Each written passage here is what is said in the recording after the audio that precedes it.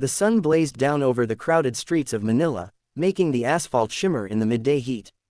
Amidst the chaos of tricycles honking, street vendors shouting, and children running barefoot through puddles, a small boy named Alvin carefully balanced a chipped, second-hand guitar over his shoulder. Its strings were worn, one even missing, yet to Alvin, it was the most precious thing in the world. He walked past piles of plastic bags and crates of fruit, his bare feet scuffing against the rough ground. His mother called out from her tiny vegetable stall, waving a hand as she weighed tomatoes for a customer. His father, shirt drenched in sweat from construction work, nodded at him from across the street. Life was a constant struggle, but music was the only thread that made it bearable. At night, Alvin climbed to the small rooftop of their humble home, the city lights flickering below like distant stars. He strummed his guitar and sang softly, his voice carrying the weight of both longing and hope. It was here, away from the noise of the streets, that he felt free. Neighbors sometimes stopped to listen, offering a coin or a kind word, recognizing a rare talent blooming amidst poverty. When news came of an America's Got Talent audition in Manila, Alvin's heart raced. The idea of traveling across the ocean seemed impossible. His family barely had enough for food, but the neighborhood rallied behind him. Children donated their savings, neighbors pitched in for bus fare, and even a local vendor sold vegetables to help fund his dream. Alvin clutched his worn guitar tighter, feeling the collective faith of his community in every chord. This small boy, walking barefoot through the bustling streets, carried with him not just a song, but the hopes of everyone who believed in him. Alvin stepped off the airplane and was immediately swallowed by a whirlwind of sounds, colors, and people. The air smelled different, cleaner somehow, and the buildings stretched higher than anything he had ever seen in Manila. For a moment, he froze, clutching his guitar like a lifeline. Everything felt enormous: the airport, the taxis, the throngs of strangers, but a quiet determination flickered in his eyes. This was the opportunity he had dreamed of, the chance to show the world his voice. A driver hustled them to the hotel near the America's Got Talent venue. From the car window, Alvin pressed his small hands against the glass, staring wide-eyed at neon signs and bustling streets. He tried to absorb every detail, but the magnitude of it all made his stomach twist. Inside him, fear and excitement wrestled, yet he repeated a silent mantra: "I can do this. I have to do this." That evening, in his hotel room, Alvin video called his mother. She sat on the wooden floor of their small home, her hands wringing a worn kitchen towel. Tears shimmered in her eyes as she whispered, "Anik, sing with your heart. That's more than enough. We are already so proud of you." Alvin's throat tightened, and for a moment he allowed himself to cry quietly. Then, taking a deep breath, he straightened his back, lifted his guitar, and rehearsed the opening notes of his song. Tomorrow, he would walk onto the AGT stage. Tomorrow, the world would hear him. He wasn't just a poor boy from Manila anymore, he was a dreamer carrying the hopes of his family, his neighborhood, and himself. The towering lights and roaring crowds no longer felt intimidating. They were the backdrop to the voice he had nurtured under the Manila stars. The bright stage lights blinded Alvin as he stepped onto the AGT stage, his small frame almost swallowed by the vastness of the set. The audience looked like a sea of faces, blurred yet expectant, and the judges, Simon Cowell, Sophia, and the others, sat like statues, pens poised, eyes sharp and evaluating. Alvin's hands trembled slightly as he held his worn guitar, the wood rough against his palms. A hush fell over the audience as the host introduced him.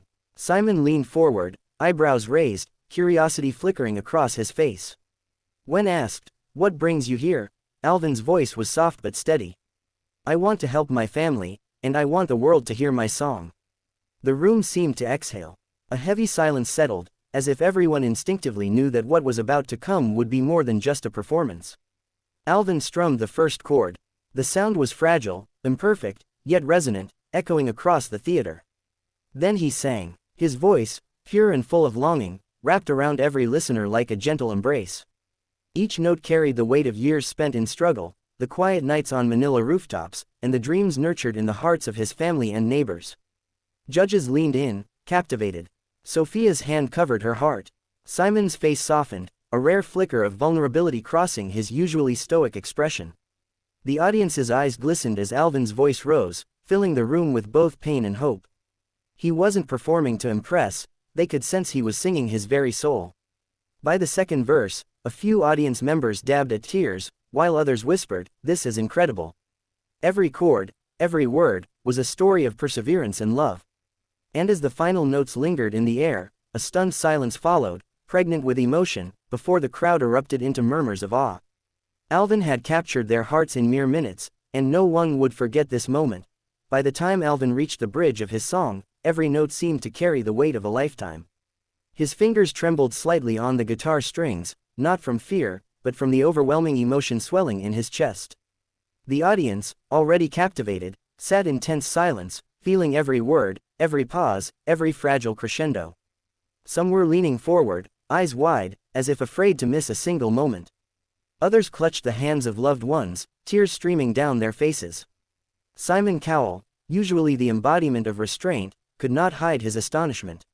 His usual critical expression had softened into a rare look of awe, lips slightly parted, eyes glistening. Sophia pressed a hand over her heart, her eyes brimming with tears. Even the crew backstage stopped moving, captivated by the small boy on stage who was pouring his soul into every note. Alvin closed his eyes, letting his heart guide him, not the audience or the judges. His voice cracked at a particularly vulnerable line, not in weakness, but in the sheer intensity of feeling. The moment was so raw, so pure, that it transcended performance. People in the audience sobbed quietly, some whispering prayers, others simply staring in stunned silence. The final chord lingered in the air, fragile and beautiful. Then, a heartbeat later, the theater erupted, not in polite applause, but in a spontaneous standing ovation. People leapt to their feet, clapping, cheering, and whistling. Alvin opened his eyes, overwhelmed, and for the first time, he allowed a small, tearful smile to break across his face. His journey, from the rooftops of Manila to this glittering stage, was no longer a dream, it was reality. The entire room, from audience to judges, was united in a single emotion, awe for the boy who had dared to sing his heart into the world. As the last note faded, the applause and cheers didn't subside, they intensified. Alvin stood there, trembling, clutching his guitar to his chest, trying to process the overwhelming wave of emotion around him. Simon Cowell slowly rose from his seat, his usual guarded demeanor replaced by something rare, pure admiration. Every eye in the theater followed him as he walked deliberately to the judges' table, his expression a mixture of pride and disbelief. "Alvin," Simon said, his voice softer than usual, almost reverent, this is why we make this show." There was a pause. The audience leaned forward, sensing what was about to happen. With a decisive slam, Simon pressed the golden buzzer. Gold confetti rained down in a dazzling cascade, fluttering like tiny stars around Alvin. He gasped, dropping to his knees in disbelief, tears streaming freely down his face. The entire theater erupted into cheers. Judges stood, clapping wildly, while Sophia rushed to hug him, whispering words of encouragement. Alvin's small body shook with emotion. For the first time, he allowed himself to feel the full weight of what he had accomplished, not just the applause, not just the recognition, but the realization that his voice, his dreams, and his struggles had touched the world. A screen lit up behind him, showing his mother and father at home in Manila. They were crying, hands pressed together in silent prayer, mouths trembling as they whispered, "I'm so proud of you, Anik." Alvin's heart swelled. He hugged his guitar tightly, as if it were a lifeline, a bridge between the life he had left behind and the one unfolding before him. In that moment, under the shimmering lights and golden confetti, a poor Filipino boy from the streets of Manila had not only conquered the stage of America's Got Talent, he had captured hearts across the world. The standing ovation continued long after the confetti settled, a thunderous tribute to hope, perseverance, and the extraordinary power of a single, soulful voice.